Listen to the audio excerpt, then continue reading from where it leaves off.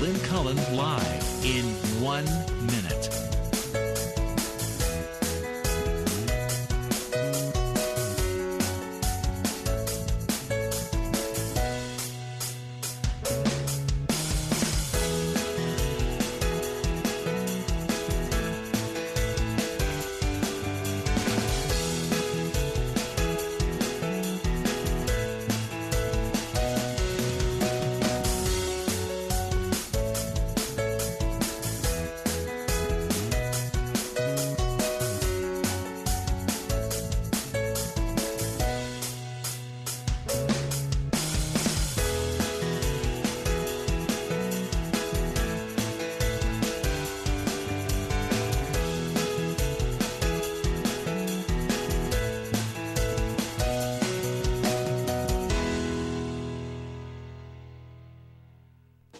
Welcome to Lynn Cullen Live at pghcitypaper.com. Email your questions and comments to lynn at pghcitypaper.com.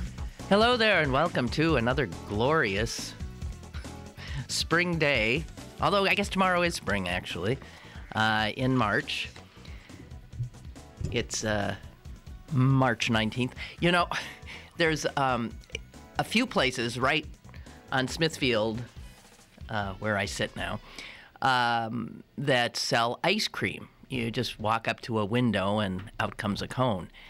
And there's a sign posted in one of them today, and you can tell it's the sign was born out of heaven knows how many requests that could not be filled.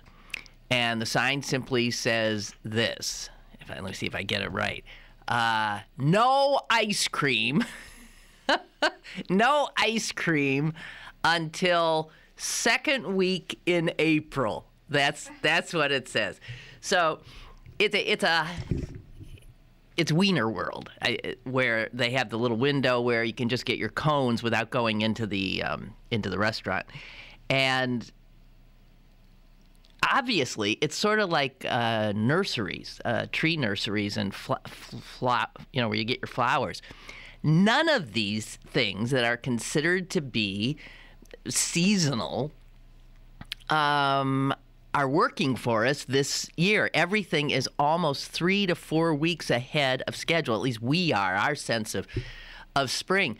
And obviously, Wiener World has never had their ice cream window open before the second week in April.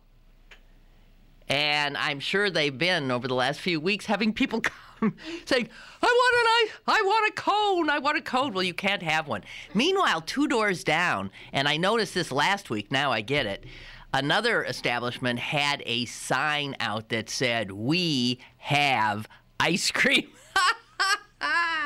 The ice cream wars on Smithfield, just one of those little sidebar stories from this ludicrous, non-existent winter, which is soon to come to an end.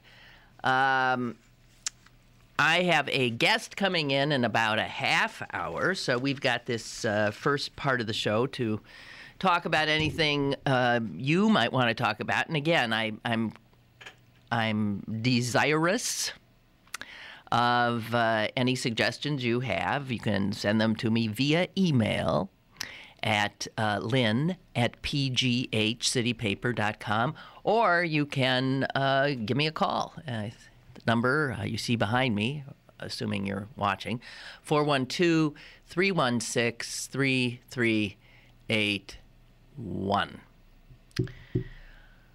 Oh, I don't know where to start. I'll start with there were a few things that sort of leapt out at me today as I perused the paper. And one was this, and I see that it also got the attention of Professor Jared Day over at CMU because he included it in his daily news nuggets, which, as you know, I highly recommend. This is a story from the New York Times, and it is out of Brazil. Brazil, which is poised to become perhaps the largest oil-producing nation on Earth. When you think of oil, I'm willing to bet that Brazil is not the nation that leaps first to mind. However, they have huge offshore deposits, and they are just starting to very carefully try to figure out how to mine them because there are great environmental concerns. So, turns out, and this just blew me away,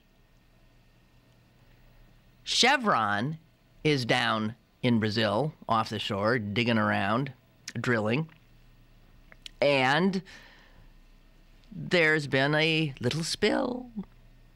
A little spill. There's been a few little spills, apparently.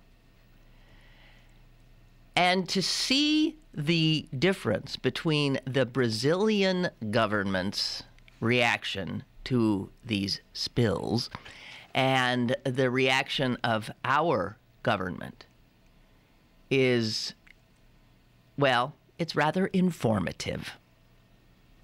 We will recall the Exxon Valdez. We will recall BP, most recently, of course, the devastation of those spills. Do you recall any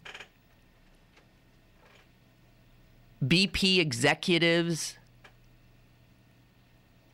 being marched into court?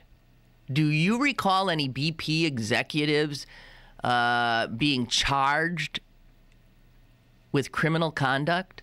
No, me either.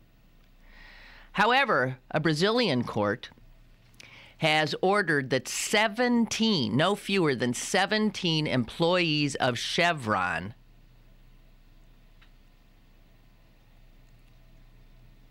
and Transocean, those are the same folks who were involved in the BP spill. They have said those 17 employees are barred from leaving Brazil. They must surrender their passports, and they will be facing criminal charges in connection with the offshore oil spill that is in no way anywhere near the BP spill in the Gulf that we saw. No one was killed, no huge fires, no total devastation for God knows how long, right? I mean, we're still seeing those BP ads. We're back, we're back. The pristine shores of Mississippi. So Brazil gets this little spill, and they are treating it essentially as criminal conduct. Isn't that something? Prosecutors say that the criminal charges that these Chevron and Transocean people could face could result in prison terms of 20 years. We didn't even like give a parking ticket. I mean, there was not even a what? Do we even know the names of anybody? There was that one hapless guy from BP, the Brit, obviously, British Petroleum, who eventually was replaced by BP directors. But were there criminal charges? No.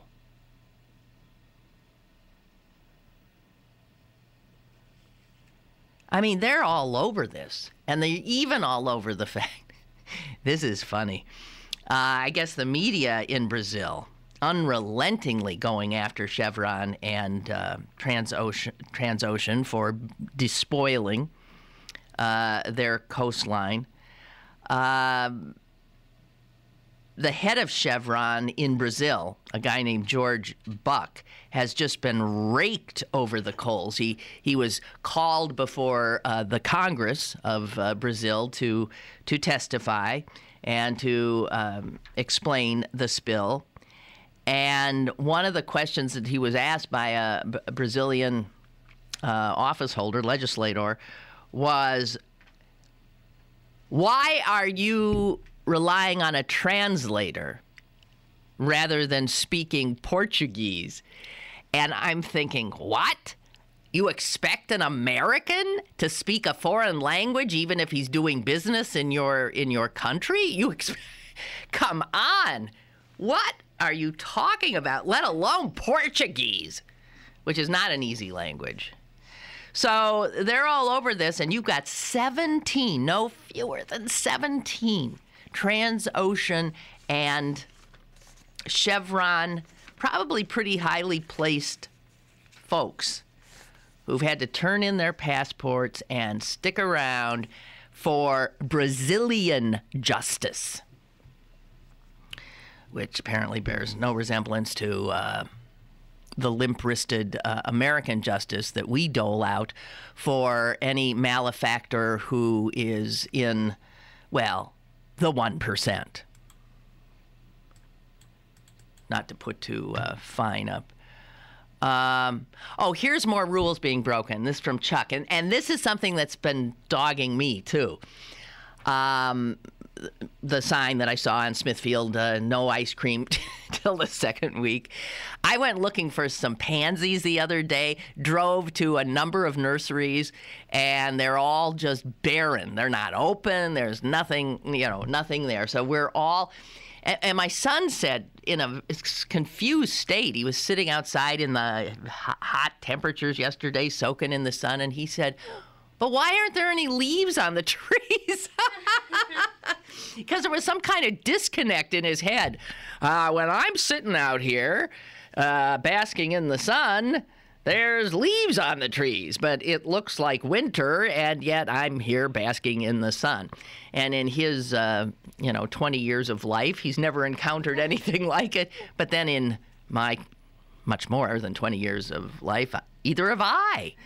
Chuck writes, I have a general rule. You're not alone, Chuck, that I do not turn on my house air conditioning ever before June 1.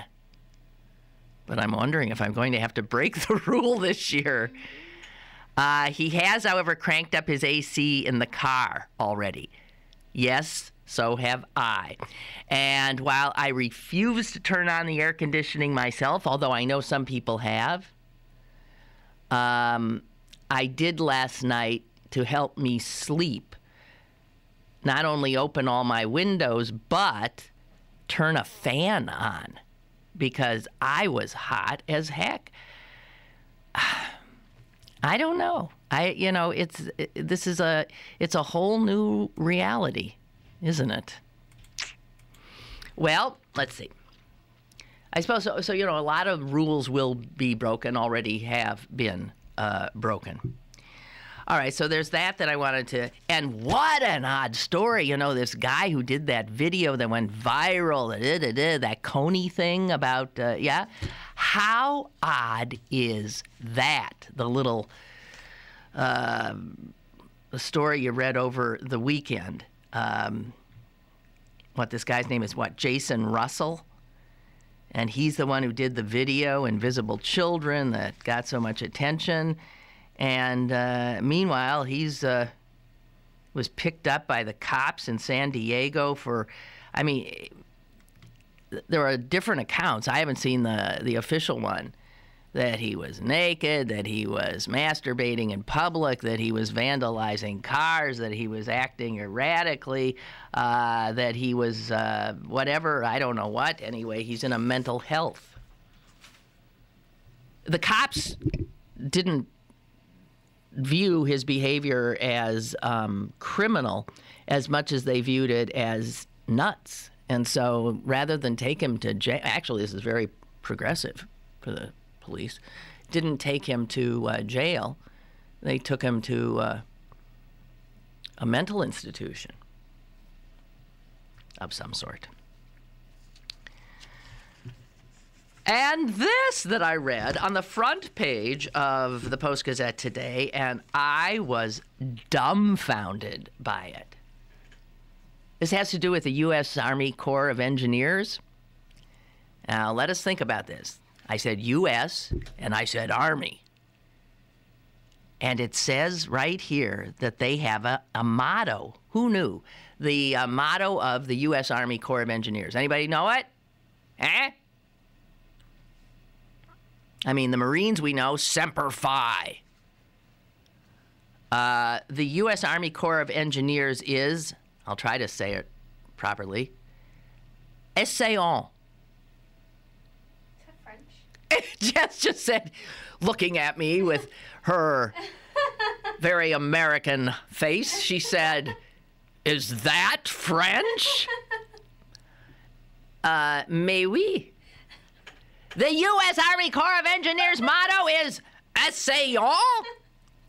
What the does that mean? And how dare they? What do you mean? How could the U.S. Army Corps of Engineers have as a motto, Essayons? It means, in French, let us try. Which as a motto is sort of namby-pamby, too. Well, okay, let us try. Anyway, it's a story about how they've been trying and trying and trying and spending gazillions of taxpayer dollars to build some damn, I don't know what, and I think, maybe. damn, I don't know what it is. I couldn't get beyond that first sentence, so I didn't really read the story.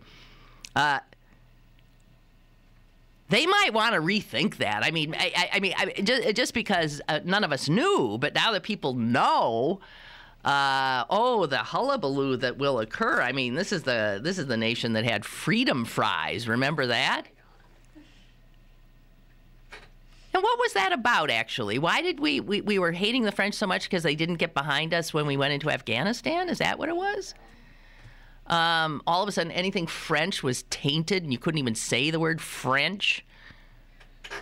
Oh, for God's sake. Anyway, just so you know, if it comes up in on Jeopardy or something, the motto of the U.S. Army Corps of Engineers is, unbelievably, Essayons. Marchons, marchons, que c'est un peu à brève un océan. Yes, and that is your U.S. Army Corps of Engineers. Oh. Great quote in the Sunday paper, which was actually this is a quote, this is like fourth hand. This is from the Post-Gazette, quoting a guy named Steven Rosenfeld at Alternet, who in turn quotes former Pittsburgh City Councilman Doug Shields. So this is many times removed. If this were, a relative, it would be, I don't know, like a third cousin twice removed. I don't know. But here it is. I never heard the quote when he first said it, but God bless him, I like this quote. Doug, this is good. This is in regard to, unlike Brazil, our lack of concern here in the Commonwealth of Pennsylvania with protecting our environment when it comes to the gas or oil companies. No, here, of course, we just give them the keys and say, have at it. And here's what Shields said. Actually, the piece that he was quoted in was a piece about the absolute paucity, the total lack of any reasonable environmental regulations having to do with the Marcellus Shale drilling. And so this guy writing on Alternet, he called Pennsylvania's Act 13 a total giveaway to the natural gas industry, blah, blah, blah, blah, blah, exempting companies from any local zoning ordinances, yada, yada, yada, yada. And then he quotes Shields, and here it is. That was a huge preamble there, Cullen, to get to this. Here we are. Now I know what it feels like to live in Nigeria. You're basically a resource colony for multinational corporations to take your natural resources, take them back to wherever they are at, add value to them, and then sell them back to you. And that is exactly it. And that is what the colonized, the colonial countries, whether they have their independence or not, they're still acting as if they are colonies, where they are essentially raped by the rich, the mighty, the powerful come in and take their natural resources, leave some crumbs behind, take them somewhere, do abracadabra with them, and then sell them back to us. Great quote, Doug Shields. I know what it feels like to live in Nigeria. Well, I thought Peter Singer, who I guess is this ethicist, who's rather controversial, but he had a piece too in yesterday's paper that I thought was so on the money. And it just has to do with the rules regarding, who pays what when you fly. And he just made this observation, and I pass it on to you if you didn't see the piece. I am writing this at an airport. Now, I'm going to be talking kilos here because he was in Australia, okay? I am writing this at an airport. A slight Asian woman has just checked in with, I would guess, about 40 kilos of suitcases and boxes. She had to pay extra for exceeding the weight allowance. A man, though, who must weigh at least 40 kilos more than she does, but whose baggage is under the limit, pays nothing. Yet in terms of the airline's fuel consumption, it is all the same whether the extra weight is baggage or body fat. And so he was arguing that if what the airlines are doing is saying, hey, if you're taking all that heavy stuff onto the plane, this requires us to burn more fuel. You're going to have to pay a surcharge because you're causing us to have to use more fuel. Well, the fact of the matter is, if you're 300 pounds and you're getting on, even though your luggage is under the... it's an absolute... I've wondered that, too. I've often wondered that. When they worry so much about weight and too many people, and if you're not on a totally full plane of a distribution of the weight, could we have some people over here as opposed to over there so the plane can be like, not flying with, its wing dipped down. And it just, I'm not so sure that people shouldn't, if we were going to bring weight into the picture, then maybe we should pay by weight. We do it for the luggage, so why not do it for the actual person?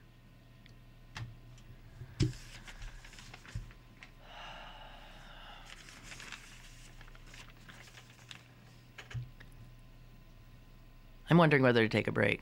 No, I shouldn't. I'll wait. Okay. Yeah. Right? We should wait till she gets here. Yeah. So, have you heard about this thing about Tide detergent? No. You haven't, Jess? You haven't? No. I started hearing something about it maybe this week, and I'd hear it out of the corner of my ear, or I'd see a little thing, and I thought, what?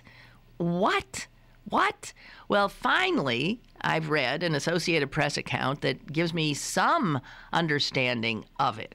I'll just give you, for Jess and others who haven't heard it, I'll give you this one little scenario, a little snapshot here. When police in Washington state raided the home of a drug dealer last fall, they found the cocaine, all right, but they also found something unusual. 20 large bottles of liquid Tide laundry detergent. And this is the kind of thing that cops are finding over and over and over again.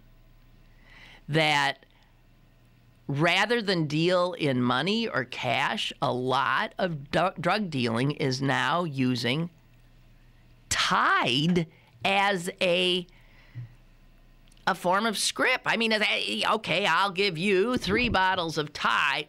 What? Even the people at Tide, at Procter & Gamble, when asked about it, said they're baffled. We don't have any insight as to why this has happened. We're not happy about it. It is being stolen, Tide, from stores left and right.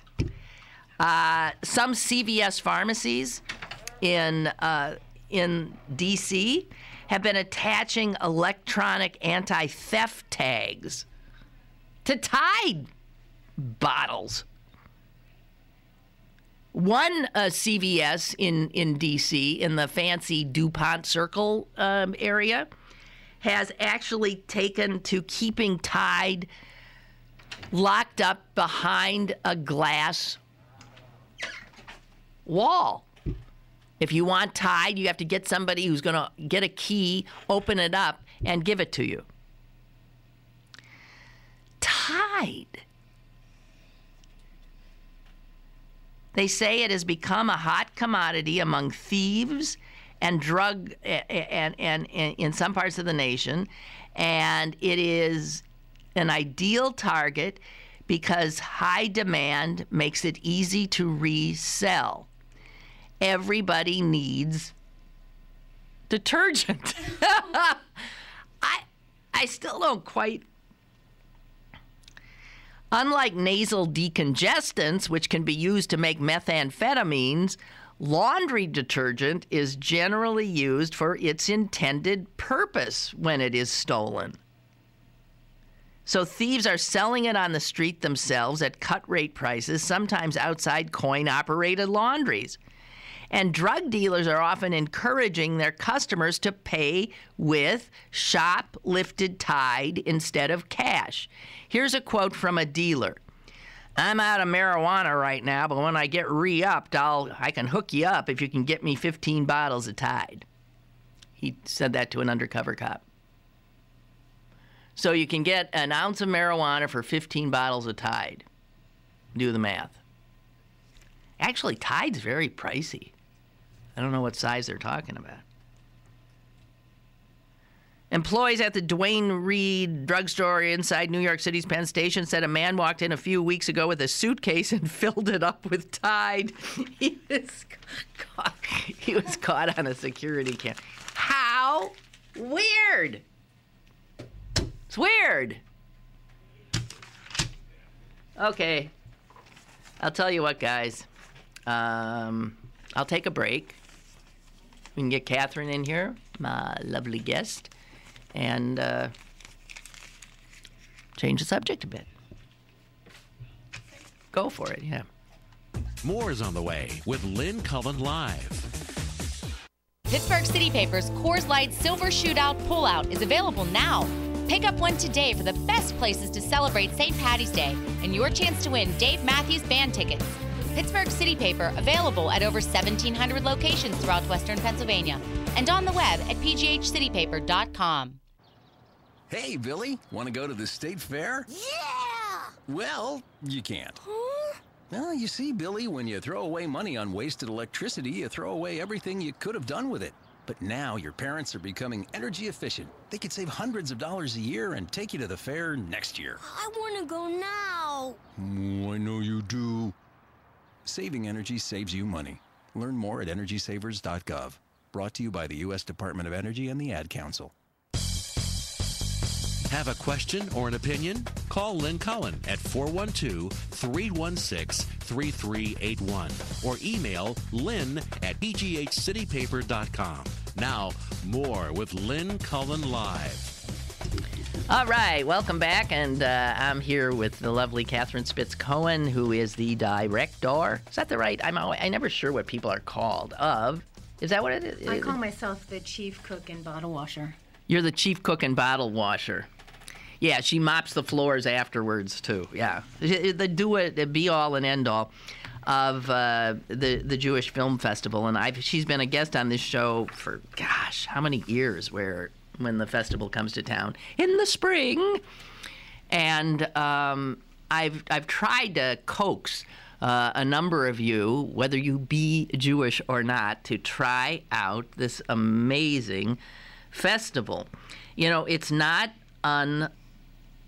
unlikely that a film that you might see at the film festival here will pop up as best foreign film at the Academy Awards, which are coming down the pike. I mean, where you wouldn't otherwise see them. Right. It's festivals where you see this stuff that you otherwise don't see. All the theaters play the same old crap over and over and over again. If you want to see good film, you really got to venture outside the usual places, and this is one of those opportunities. Right. Well, you, Lynn, bring up a very good point about our films appealing to a crowd beyond just the Jewish population. I was so pleased that we, in one of the reviews of one of our films that was in a paper this week or last week, that the reviewer spoke about the universality of the film, and that she's not Jewish, but was so moved by, in this particular film, that, you know, the dysfunction of the family was universal. And so it's interesting also, this past weekend we had a film called Connected, and we're doing something new this year called Film Schmooze. After 3 of the films, we're just taking a small group of people into actually the birthday party room at Southside Works. It's really funny. It's like the birthday. But and we're just having a conversation with strangers basically. But both times it was filled to capacity, and we talked about the film in a very deep and meaningful way. And one of the things that came up was just that this film Connected was not overtly Jewish in any way, shape, or form. The director, Tiffany Shlain, happens to be Jewish and made this really incredible film about the ways in which we're connected in the 21st century with these cell phones and always being online and available, having all of information available to us 24/7. And so we actually talked about it, this very issue. And, you know, I just encourage people to read the descriptions of the films either in our program guide or on our website. We really try to give you a really good idea of what you're going to see without telling you what the film is all about from beginning to end. And make a selection. People ask me all the time, so, what's the must-see film, or what should I see? And we preview, our J-Film committee previews approximately 200 films to narrow it down to 20. And so 20 films, they have been selected. We really try to show a wide range of films. So even though we might have 5 really good films on the same theme or that are similar in some way, they're not all 5 going to make it in, because we really do try to have as wide a range of films as possible. Do you end up actually watching 200 films? I do, and then I pass on about half of that number to a previewing committee on, that's made up of people on the J-Film committee, yeah. Wow. Yeah. Yeah. You still like going to the movies? You know what? It's so funny. My husband and I just discussed this. I love going to the movies because it's very different watching films on your television. And even though I have a nice big television now, it's still not the same as being in the dark and having the lights go down and having that big screen and that surround sound. I don't have any of that. And I often actually watch a lot of the films on a monitor, a laptop monitor, or my PC monitor. Yeah. And so the thrill of the theater is still. I think that's why theaters still exist, because, they are still in business. Well, and it is strangely a communal experience when you go to a theater, even if you're not supposed to talk or whatever. There's something to be said for that experience, because I got a feeling that's getting harder and harder to sort of hang on to as we get in our own little home theaters. Okay, so what countries do these films come from? How many countries you got in the mix? Because that's another thing that I find fascinating about the festival. Right. It's from everywhere. Right. Well, so what we got? We have films from, I don't remember the number in my head right now, but I want to say like 8 or 9 different countries. Every year it's like that. And so, this year we've had films from the Czech Republic, Russia, Germany, France, Israel, the U.S., Bulgaria was our opening night film. So lots of different countries. subtitles, some films in English, but something for everyone. Documentaries? Documentaries, narratives, comedies, although, we have an Israeli comedy on Wednesday night. It's not, you can't prepare yourself that it's going to be a Hollywood comedy. It's different. It's from Israel. It's not the same kind of humor.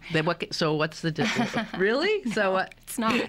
Do we get it? I mean, Oh yeah. It's just there's a depth. There's a seriousness. There's a seriousness coming out of all films from Israel, even when it is comedy. Yeah. Because that's just the sense of the people there. Tonight we're showing 2 episodes of an Israeli television show tonight, and bringing in the creator-director. This television series called Shrugim in Israel took the country by storm. Well, you know what? I'm willing to bet you that Americans will be... Because so many of these American TV shows that have become almost cultish are started as Israeli. So In Treatment, the current one is Homeland. Homeland was based on an Israeli television series. So not only is the Israeli film industry just operating at a very high level, right. The foreign film nominations for the past 4 years have included an Israeli film. And that's a pretty awesome string. 4 years in a row, Israel has had a film included in the Oscars for Best Foreign Film. Yes. So, and the television industry in Israel is also operating at such a high level. Right. I have been... So, we're ripping them off left and right. Exactly. Yeah, they're like, okay, with just the slightest little twist, we can make that an American show. Right. Yeah. So, I have had my eye on this kid who's actually on his way to Pittsburgh now as we speak. His name is Lazy Shapira. Lazy? Well, that's his nickname. It's Eliezer. I don't know how to say it. But his nickname is Lazy, Laizy. And he created Shrugim. And I had my eye on this kid when because we showed his student film, I don't want to say 9 years ago, 8, 9 years ago. And I've been trying to get him to come to Pittsburgh, but he has been completely, busy with this series that is in its final year, and it's done. He's done with production, but it's airing in Israel now, and he's coming on his first U.S. tour, and his first stop on his U.S. tour is Pittsburgh. And that's tonight at 7:30 at Southside Works Cinema. Okay, 7:30 Southside Works Cinema. Fantastic. Yeah, so that's tonight, and then the comedy from Israel is Wednesday night at CMU. It's called The Number 2 Night. So tonight, and it's about a guy and a girl that meet at a bar in Tel Aviv and want to get together. So they leave the bar and they go to try to go back to her place, and they can't find a parking spot. Well, we could remake that one and set it here. So they drive around Tel Aviv all movie long looking for a parking spot. And, what happens to them in the course of this is quite charming. Well, that sounds funny. Yeah, and we're also bringing the director in from that. He's coming from from a film festival in Los Angeles, and he's coming to Pittsburgh directly from Los Angeles, and then he's heading to Paris. So we're in the middle of L.A. and Paris. So one of the neat things about a film festival such as this is you're not just going to a movie often. You go to a movie and then you have the opportunity for, as you say, discussion afterwards or discussion with the actual director and that kind of interaction, which is, if you're a film lover, this is wonderful stuff. Wonderful stuff. So these films are shown all over the place. Oh, right? yeah. Mostly Southside Works is your That's our main base, but just to give you an example, tomorrow night we're at Seton Hill University showing an amazing film called Nikki's Family. It's also showing Monday the 26th at the Galleria in Mount Lebanon. But just it got 3.5 stars in the Post-Gazette last week. It's just an amazing film. It is very What is it about? heartfelt. It's about a man that, Nicholas Winton, that saved a bunch of Jewish kids in the Czech Republic. Is it a documentary? It's or a is it documentary. It's about Nicholas Winton's life. He's now 102. He's still with us. And he's been knighted. He's been recognized. But for 50 years, he never told anybody that what he did. He just didn't think it was, he needed to, brag about it. And his wife discovered a scrapbook in their attic 50 years later, and his story came to the forefront. I mean, it's just an amazing story. He's an amazing man. And what's happened now to the 6,000 people that have come from these 600 children that he saved? There's 6,000 of them now. So he saved 600 children who now there's 6,000 of their issue. Isn't that something? Isn't there an old Jewish saying that he who, saves one life saves the universe or something, saves the world? There is something good like to me. Yeah, no, exactly. Yeah. Well, so that's an amazing film. That's tomorrow night in Greensburg, Seton Hill University, National Center for Holocaust Studies. We partner with them every year. Fantastic group of people. And then the following Monday, March 26th, at the Galleria in Mount Lebanon. Wednesday night, we're at Carnegie Mellon with the rom-com, the Israeli romantic comedy, tonight. Thursday, we have 2 screenings. One is at,